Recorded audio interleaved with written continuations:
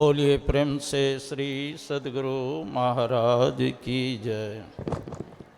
ध्येयं सदा परिभवग्नमभीष्टदोहम् तीर्थास्पदं शिवभिरञ्चिनुतं शरण्यं भृत्यार्तिहं प्रणतपालभवाब्धिपोतम् वन्दे महापुरुष ते चरणारविन्दं त्यक्त्वा सुदुस्त्यजसुरेप्सितराजलक्ष्मीं धर्मिष्ठ आर्यवचसा यद्गादरण्यं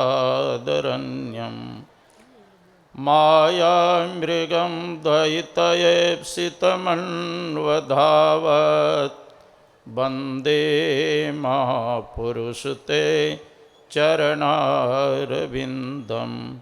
अखण्डानन्दबोधाय शिष्यसन्तापहारिणे सच्चिदानन्दरूपाय रामाय गुरवे नमः। पूज्यपाद गुरुजन, उपस्थित माता एवं भक्तिमती बहनों, मुदमंगलमय संत समाज, गुरु महाराज की असीम कृपा से हम लोग अखिल भारतीय संतमत सत्संग में बैठे हुए हैं। संतमत सत्संग के द्वारा एक ईश्वर भक्ति का प्रचार प्रसार किया जाता है। अभी हम लोगों ने रामचरितमानस सारसठी का द्वितीय सोपान अयोध्या कांड से पाठ श्रवण किया। भगवान श्री राम माता सीता जी पत्तल के बिछावन पर विश्राम कर रहे थे और थोड़ा दूर में हट करके लक्ष्मण जी और गुनिषाद पहरा दे रहे थे। भगवान श्री राम और माँ सीता को पत्ते के बिछावन पर देख करके गुनिषाद कहने लगे, पिता जनक जग विदित प्रभावो ससुर सुरेश सखा रघुराओ रामचंद्रपति सौबय देही सोबत मही विधि बामन केही सिया रघुबीर की कानन जोगो करम प्रधान सत्य का लोगो कै कई नंदनी मंदमती कठिन कुटिल पन्न कीन जघि रघुनंदन जानकी ही सुख अवसर दुख दिन। गुनिषाद जी कहते हैं सीता जी के पिता कौन हैं? राजा जनक, जिन्होंने संसार में रह करके जोग और भोग दोनों करके दिखाया। लोग कहते हैं महाराज हम लोग घर गृहस्थाश्रम में रहते हैं, जोग नहीं कर पाते हैं, इतना काम धंधा है। क्या राजा जनक से अधिक काम है आप लोगों को? और इतने प्रकांड विद्वान थे राजा जनक कि ब्रह्म सभा में शस्त्रार्थ में रावण को भी पराजित किया था। कहते ऐसे प्रतापी जिनके पिता और सुखदेव मुनि जैसे विरक्त जो वेद व्यास मुनि के पुत्र थे, उनके गुरु बनने का सौभाग्य प्राप्त हुआ। तो कहते ऐसे जिनके पिता थे, पिता जनक जग विदित प्रभाव ससुर सुरेश सखा रघुराव। सीता जी के ससुर कौन है? राजा दशरथ। जब देव और दानव में युद्ध होता था तो देवता लोग आते थे राजा दशरथ से सहायता मांगने के लिए और देवता के तरफ से युद्ध करने के लिए जाते थे। और स्वयं इंद्र जी अपने सिंहासन पर बगल में बैठाते थे। ऐसे प्रतापी जिनके ससुर और पति कौन है सीता जी के? स्वयं भगवान विष्णु की अवतार भगवान श्री राम। ऐसे प्रतापी जिनके पति और देवर कौन है सीता जी के? शेषा अवतार स्वयं लक्ष्मण जी। और स्वयं ये सीता जी कौन है? स्वयं लक्ष्मी के अवतार है, जिनके कृपा दृष्टि को प्राप्त करने के लिए बड़े बड़े देवता मुँह ताकते रहते हैं कि अगर लक्ष्मी जी हमको थोड़ा कृपा कर दे तो हम निहाल बन जाए। और वो आज पत्ते के बिछावन पर सोए हुए हैं। इसका कारण कौन है?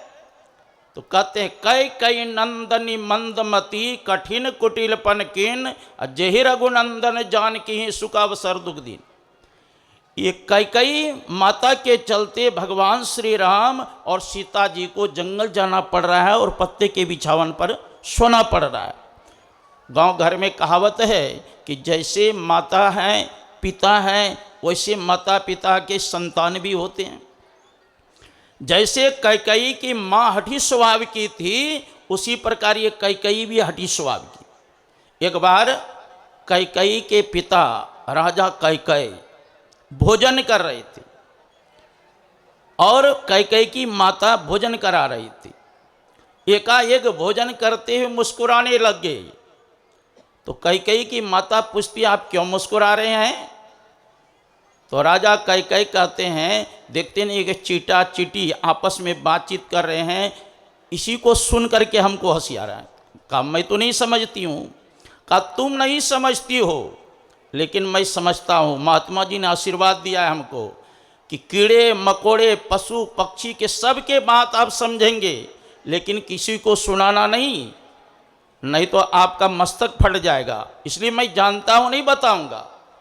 कैकेयी की माता जी कहते नहीं आपको बताना पड़ेगा, आप जानते हैं। तो कहा देवी बताऊँगा मेरे मस्तक फट जाएंगे। कहा कुछ भी हो जाए। तो वो चीटा चीटी क्या बोल रहे थे?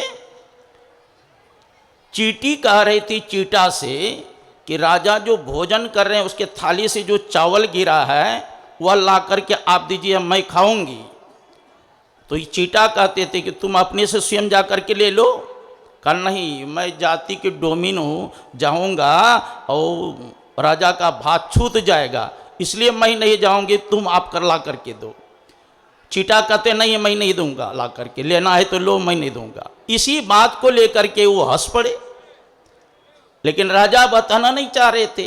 तो राजा ने रानी से कहा अगर तुम नहीं मानती हो चलो जंगल में मैं बताऊंगा, मेरा मस्तक फट जाएगा और तू चले आना। तो राजा कैकेयी अपने पत्नी रानी को बैठा करके ले गए जंगल। जंगल में घटना और घटित हुआ। एक बकरी ने एक बकरा से मांग किया कि अमुक चीज ला करके हमको दो। क्या मांग कर रही थी? आप लोग देखे होंगे कि जंगल में कुआं होता है ना, और कुआं के पास घास लटका हुआ था। तो बकरी कह रही थी वो घास जो लटक रहा है ना वो ला करके हमको दो, मैं खाऊंगी। तो बकरा कहते हैं कि मैं राजा कैकेयी मूर्ख थोड़ो हूँ जो पत्नी के कहने पर यह जंगल आया है मरने के लिए। तो वो राजा तो जानते थे भाषा, उन्होंने कहा मैं लाकर, वो बकरा के बात समझ गए। तब राजा के मन में अरे सचमुच में मैं बकरा से भी गया गुजरा, और बकरा ने बकरी को सींग से मार के खदेड़ के भगा दिया। तो राजा ने भी अपने पत्नी को जंगल में ही छोड़ करके वापस राज्य आ गए। तो कहते हैं जैसे इनकी माता हठी स्वभाव की थी कैकेयी की, उसी प्रकार कैकेयी भी हठी स्वभाव की है। इसी के चलते भगवान श्री राम और माँ सीता को जंगल आना पड़ा और पत्ते के बिछावन पर सोना पड़ा। इस पर लक्ष्मण जी कहते हैं काहुन को सुख दुख कर दाता निज कृत कर्म भोग सुनो भ्राता। हे भाई, संसार में कोई किसी को सुख या दुख देने वाला नहीं है, सबको अपने ही कर्मों का फल भोगना पड़ता है। बोले लखन मधुर मृदु वाणी ज्ञान वैराग भगति रसानी। लक्ष्मण जी कोमल वाणी में, मधुर वाणी में और ज्ञान वैराग युक्त वाणी में बोले। क्या? काहुन को सुख दुख कर दाता। देखो लक्ष्मण जी को वनवास नहीं दिया गया था, लेकिन भाई के प्रेम में लक्ष्मण जी भी चले आए। कितना वैराग्य। शंकराचार्य जी महाराज ने कहा जब तक वैराग्य नहीं होगा तब तक समाधि भी नहीं हो सकता है। अत्यंत वैराग्य बतः समाधि, समाधि तस्यैव दृढ़ प्रबोध, प्रबोध तत्वस्य बंध मुक्तिर, मुक्तात्मनो नित्य सुखानुभूति। कहते हैं अत्यंत वैराग्यवान को ही समाधि लगती है। अत्यंत वैराग्यवत समाधि, समाधि तस्यैव दृढ़ प्रबोध, जिनको समाधि लगती है उसी को दृढ़ प्रबोध होता है, तो ज्ञान होता है। और जिनको ज्ञान होता है वह बंधन से मुक्त हो सकते हैं। और जो बंधन से मुक्त होते हैं वही सुख का अनुभव करते हैं, शांति का अनुभव करते हैं। तो लक्ष्मण जी कहते हैं किसी को सुख दुख देने वाला नहीं है इस संसार में, सबको अपने ही कर्मों का फल भोगना पड़ता है। मैंने महाभारत में पढ़ा, एक ब्राह्मणी का पुत्र गए जंगल, एक सर्प ने डस लिया, उसकी मृत्यु हो गई। व्याधा ने उस सर्प को पकड़ के लाए ब्राह्मणी के पास, कहा इस दुष्ट सर्प ने तुम्हारे पुत्रों को काटा और उसकी मृत्यु हो गई, कहो तो इस सर्प को मैं टुकड़ा टुकड़ा कर दूं। सर्प मनुष्य की भाषा में कहते हैं भाई व्याध, मेरा इसमें कोई गलती नहीं है। कहा मूर्ख, तूने काटा, इसकी मृत्यु हो गई और कहते कि मेरा कोई गलती नहीं। कहा देखो, काल ने जैसे प्रेरणा किया उसी के अनुसार मैंने काटा, तो मेरा इसमें क्या दोष है। तो काल को भी कोसने लग गए। काल कहते मेरा क्या दोष है, धर्मराज ने जैसी हमको प्रेरणा करता है मैं भी दूसरी को प्रेरणा करता हूं। तो वहां पर काल, मृत्यु देवता और स्वयं प्रकट हो गए, धर्मराज और काल, और कहा देखो इसमें किसी की गलती है, न तो गौतमी ब्राह्मणी की गलती है, न जरा नाम व्याध तुम्हारा गलती है, न काल का गलती है, न जमराज का गलती है। इस जीव ने, इस लड़का ने जैसा कर्म किया है वैसा ही फल मिला है। कोई किसी को सुख दुख देने वाला नहीं है, सबको अपने ही कर्म का फल भोगना पड़ता है। भीष्म पितामह स्वयं 8 वसु की एक वसु के अवतार थे। उनकी माताजी गंगा माँ थी, पिता उनके संतानु थे और जीवन भर ब्रह्मचर्य का पालन किया था। और अर्जुन ने उसके शरीर में इतना बाण मारा कि 4 अंगुल से खाली नहीं था उसके शरीर। तो भीष्म पितामह ने भगवान कृष्ण से पूछा था कि मैं 100 जन्म के बाद को जानता हूं, मुझे से ऐसा कोई कर्म नहीं बना जिस कर्म के कारण आज हमको बाण के सैया पर 56 दिन तक सोना पड़ रहा है। भगवान कृष्ण कहते हैं कि 100 जन्म के बाद तो आप जानते ही हैं, एक जन्म और आगे देखिए। भीष्म पितामह कहते हैं वहां तक हमारी दृष्टि नहीं जाती है। भगवान कृष्ण ने कहा 100 जन्म के बाद भी आप राजा थे, आप रथ पर सवार होकर कहीं जा रहे थे, एक सर्प ने रास्ता काट लिया, उस सर्प को मरवा करके कांटे के झाड़ी पर फेंकवा दिया था। वही कर्म पीछा किया है कि 101वां जन्म में आपको इस कर्म का फल भोगना पड़ता है। इसीलिए भगवान कृष्ण कहते हैं कर्मण्येव अधिकारस्ते मा फलेषु कदाचन, तेरा कर्म करने में अधिकार है, फल में नहीं। अगर फल में अधिकार देता तो मनुष्य बुरे बुरे कर्म करते और फल लेने का समय आता तो चुन चुन करके लेता। मैंने महाभारत में पढ़ा, मनुष्य पुण्य कर्मों का फल भोगना तो चाहता है लेकिन मनुष्य पुण्य कर्म करना नहीं चाहता। उसी प्रकार मनुष्य पाप कर्मों का फल भोगना तो नहीं चाहता है लेकिन मानव प्रयत्न पूर्वक पाप कर्म करता है। तो पाप कर्मों का फल दुख होगा, नरक होगा, पुण्य कर्मों का फल सुख होता है और स्वर्ग जाएंगे। और भक्ति करेंगे तो मुक्ति को प्राप्त करेंगे। तो पाप कर्मों से बचने का कोई उपाय है?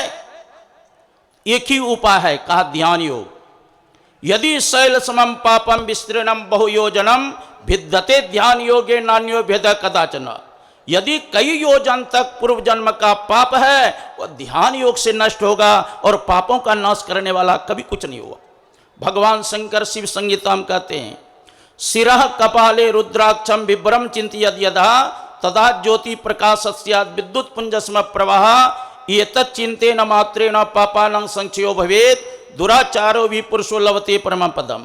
भगवान शंकर कहते हैं शिरः कपाले रुद्राक्षम, जिसको हम लोग कपाल कहते हैं, संस्कृत में उसी को कपाल कहते हैं। रुद्र भगवान शंकर को कहते हैं, अक्ष माना होता है आंख, कहते दोनों आंख के मध्य में विवर है, रास्ता है सरग दिलवर जाने के लिए, परमात्मा के पास जाने के लिए वो सरग में रास्ता है। यद यदा उस अज्ञा कमल का साधक जो बार बार चिंतन करते हैं तो इसका परिणाम क्या होगा? विद्युत पुंज सम प्रवाह, बिजली के समूह के समान साधक प्रकाश को देखता। एतत् चिंतेन मात्रेण पापानां संचयो भवेत्, कहते इनका चिंतन मात्र से सारे पाप समाप्त हो जाएगा। दुराचारो भी पुरुषो लभते परमं पदम, दुराचारी भी व्यक्ति इस अज्ञ कमल का ध्यान करे तो वो परम पद के अधिकारी होते। मुहूर्तमपि योग गच्छे न सागरे मनसा सह सर्वं तरति पापानां तस्य जन्म शतार्जित। मुहूर्तमपि, थोड़ा देर भी अज्ञ कमल का ध्यान करे उस भी पापों से मुक्त हो जाते। विविध भांति के कर्म जगत में जीवन घेरी फंसाता है। बाबा देवी कहे कह में ही सदगुरु गुरु ही बचाता है। तो संतों से युक्ति जान करके एक नाम का जप करें, एक रूप का ध्यान करें, दृष्टियो वृणादान संतान। वेद व्यास जी महाराज 18 पुराणों की रचना की, उसमें सार गर्भित क्या कहा? अष्टादश पुराणेषु व्यासस्य वचनद्वयम् परोपकाराय पुण्याय पापानां परिपीडनम्। 18 पुराणों के सार गर्भित कहा। अष्टादश पुराणेषु व्यासस्य वचनद्वयम् परोपकाराय पुण्याय, परोपकार करना यही सबसे बड़ा पुण्य है। पापानां परिपीडनम्, दूसरे को सताना, कष्ट देना यही सबसे बड़ा पाप है। परहित सरिस धर्म नहीं भाई, पर पीड़ा सम नहीं अधिमाई। दूसरे का हित करना इससे बढ़कर के धर्म नहीं है, दूसरे को पीड़ा देना इससे बढ़कर के पाप नहीं है। इसलिए हम लोगों को अच्छे अच्छे कर्मों को करना चाहिए। यही आप लोगों से मैंने थोड़ा सा कहा। बोलिए श्री सद्गुरु महाराज की।